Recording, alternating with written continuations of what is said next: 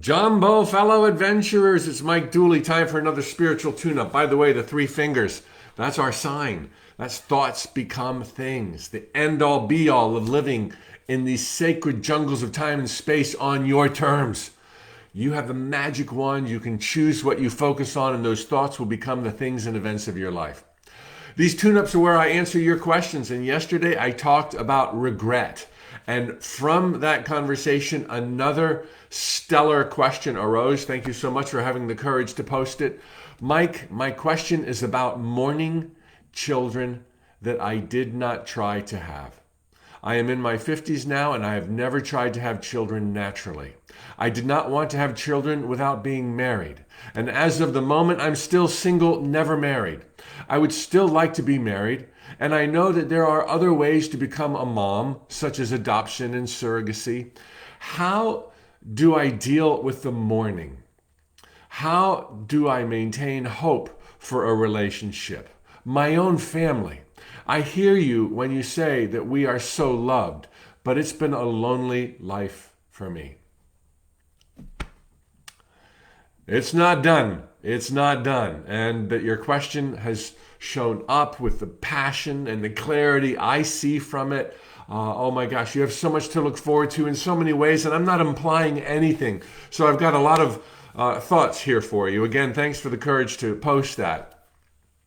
First, I couldn't help but notice some of the layers of complexity unnecessarily implied through your question, such as, societal rules, the desire to be married, and the desire to have kids with a partner. I'm for both of those, but marriage is a man-made contraption. It is not of God, by God, pure God, except that we ordain it. And I'm in favor of it. But you might loosen the reins there, because there are other ways to move forward in love and in a union without necessarily having to be married. Not to sidetrack this great question, but the other thing is about having a partner. Again, super honorable, great idea. It's a ton of work.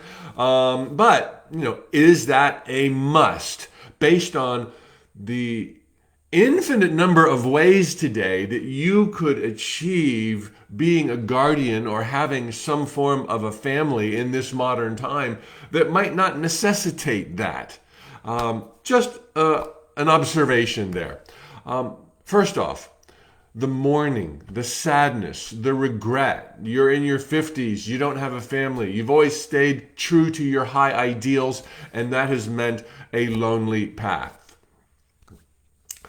You did the best you could with what you knew. And let me tell you, it was the best. You did the best, not just your best, and there were other options. For where you were, you played your cards so wisely. You could not have done better. And while it's easy to play the game, what if? What if I had done this? What if I had done that? You wouldn't be the amazing human being with integrity that you are right now.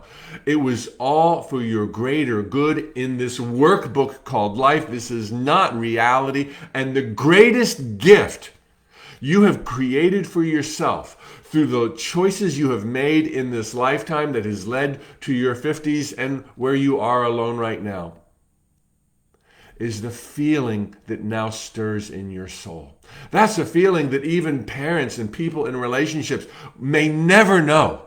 But you fostered it through your wisdom and integrity again to bring you to this place of contrast and of understanding what it is you treasure or would like to experience next. This is so powerful. This is going to roll out the red carpet for your happily ever after. You will be so grateful for every yes and no decision of your life so far, for the dreamy life that now awaits you in this incarnation, plus forever and ever and ever. So what will you do with this gift?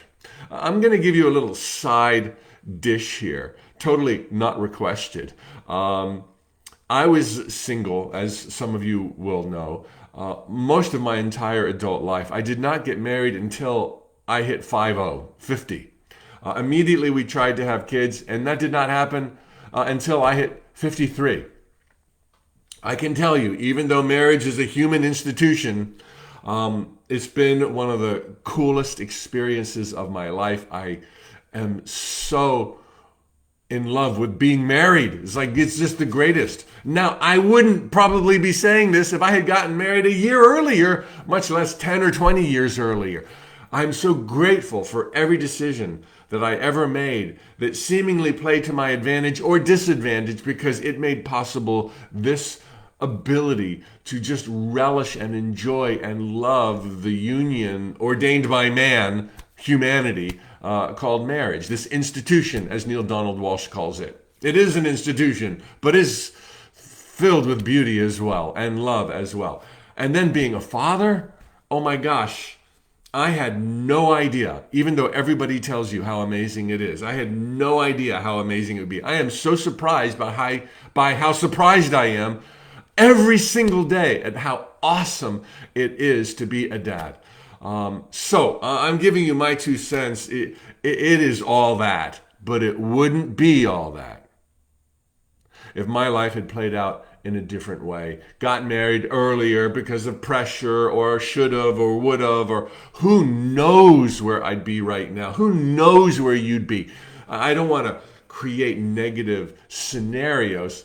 We do that for ourselves all the time, but just let your imagination run wild, and you'll be grateful for the balance, the stability, the perspective, the strength, the integrity that you now have.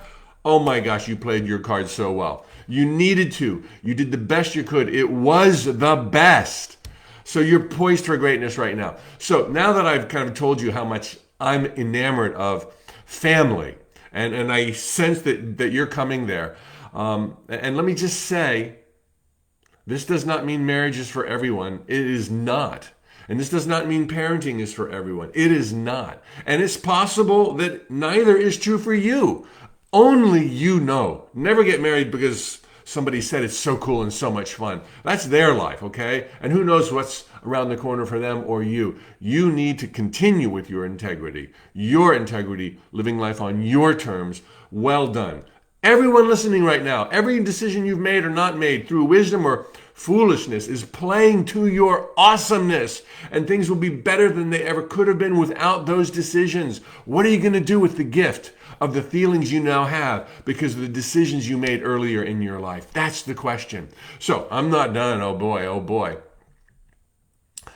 So today, given what you've shared and knowing how awesome it can possibly be, family and parenting, or being a guardian, or involved in the life of a child, and knowing how many children are out there that desperately need and don't even know to want the corresponding relationship that you could bring. I mean, you want what they have. You know what I'm saying? There's a match out there. There's a match. You want it. They want it. You can't even put it to words. It's like, how can this not happen? If you are in tune with your greater needs, and this is truly right for you, which I cannot know, there are kids, oh my gosh, that they would just flourish with your love and the appreciation that you've been able to cultivate through earlier life decisions. Marriage, no marriage, natural birth, maybe not, maybe yes. In vitro or surrogacy or adoption or fostering, or be super anti, or be an anonymous